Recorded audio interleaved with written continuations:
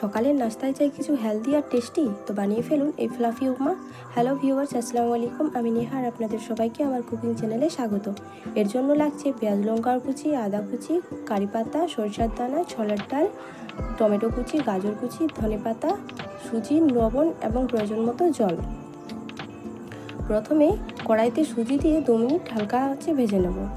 এবার কড়াইতে তেল গরম করে আদা কুচি, সরিষার দানা, কারি পাতা, পেঁয়াজ লঙ্কার কুচি দিয়ে 2 মিনিট নেড়ে নেব।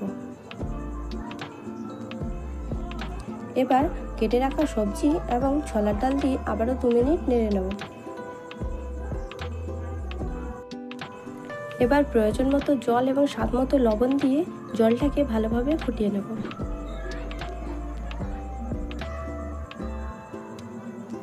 জল ফুটে গেলে ভেজে রাখা সুজিগুলি দিয়ে হালকা হাতে নাড়তে থাকবো।